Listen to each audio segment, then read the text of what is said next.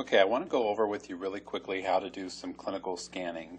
You know, we've had clinical scanning on hold. Part of that's because there's been a lot of confusion about how to do it, so I want to go over some key points on clinical scanning. Now, to do clinical scanning in the live system, you're going to pick this hand.live.f icon. For the sake of this test here, I'm going to pick the test one, but all the options should look the same. You'll get this screen here where you can log in. And again, if you're working in a different location, you want to pick the right job for that location, just like you would if you were logging into the system to use it. You guys shouldn't have this menu. Yours should come up here with this kind of list here, and you should be choosing Scanning Desktop for clinical scanning. Now remember, when we do front office scanning like insurance cards, ID cards, etc., we're going to do that point of care. But for this purpose, we're going to do the Scanning Desktop here. So if I click that, I get this screen that looks like this. If you don't happen to get this screen, if you go over here to the right and choose Single, you'll get the single, you should get this screen that looks like this. Down here in the bottom, I want to create a folder. And once I create a folder, it's asking me the type of folder I want to create.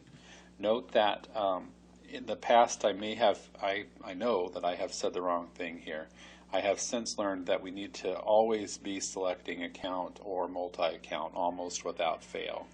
If we select account, that will direct the documents to the right place. This is true also for point of care scanning. You should be choosing account instead of record when you're doing that, but we have made a change to those, so those are defaulting in as account now. So you'll be able to see those documents. For this purpose, I'm going to choose account. I would choose multi-account if I was scanning a big stack where I had different patients' information and that was all kind of thrown in together.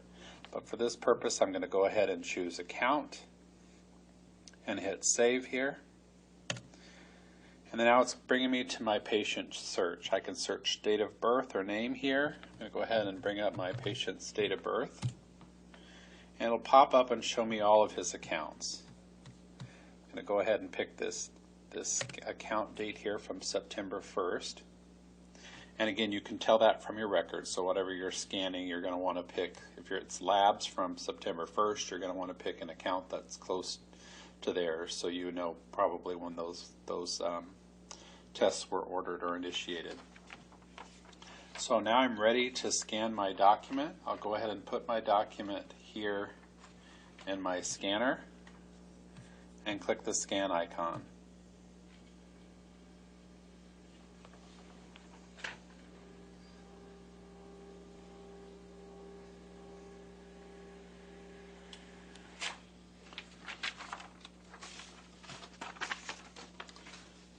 Alright, and I don't have a very sophisticated scanner here, so I have to scan all my pages individually.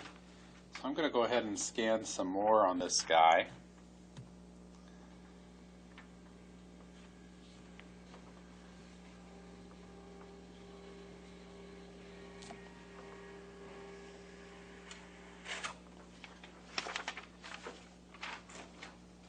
And the last one here. Okay, so I've got basically here two documents I've scanned. I scanned a one-page cardiology referral and then a two-page GI referral. So I want to show you what I do with those. Now I have this screen where I have these three images, 1, 2, 3, all looking for a document type.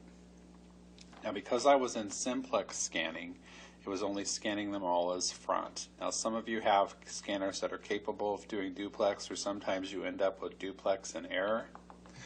In order to change that, if you go here to scan options, here under the simplex duplex you have the ability to change that. So if you wanted to change that from simplex to duplex, you do it here.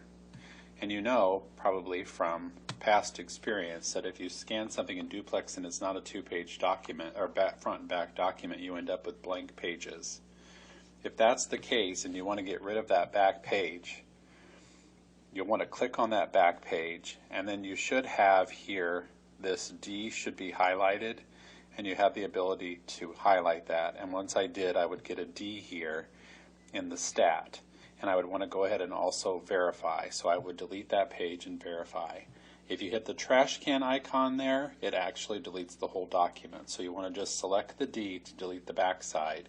And if it notices that it's a blank document, it may automatically default it to D, and you just want to click on that line and click the little icon here to verify that you want to delete it. In this case, I have three documents here, 3 pages that I want to go ahead and verify. So to add the document type here, I'm going to do an A dot and hit enter, and that'll bring up all my ambulatory options. Now this is a cardiology consult, so I'm going to look here for A dot, and I've got A dot cardiology consult or CardCon.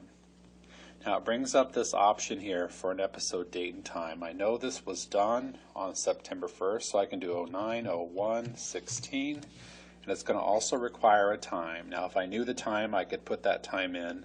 For instance, if it was 1:30 in the afternoon, I could put 13:30, or I can just do a space and hit enter for now, and it'll enter the current time in.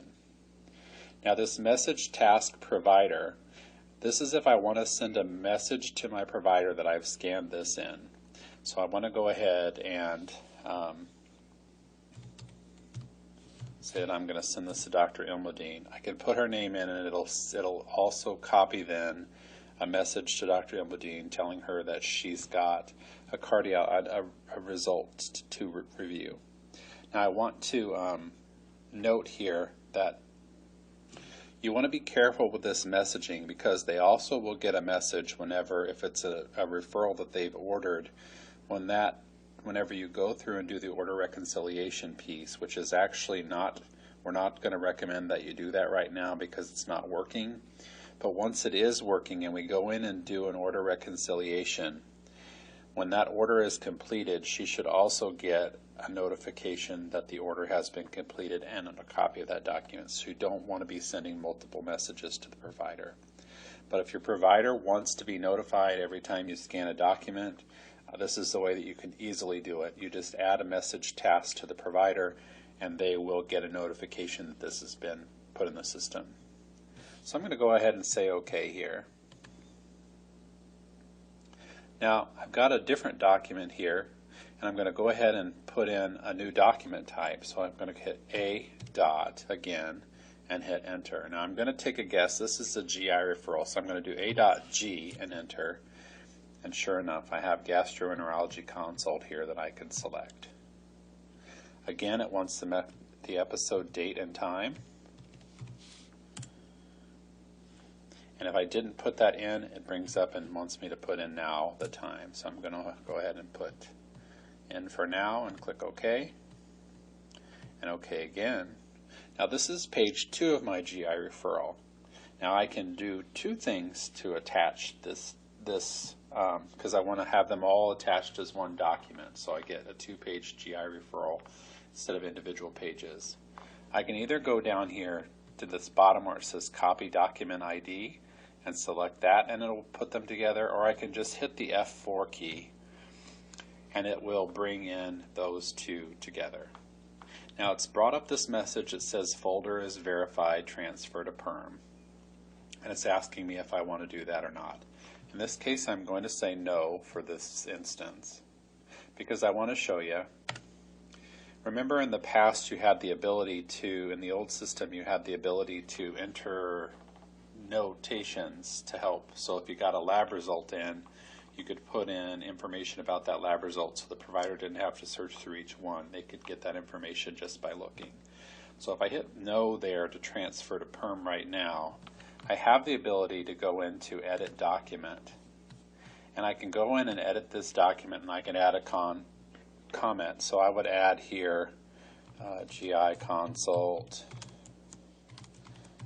community, and then I can click OK here.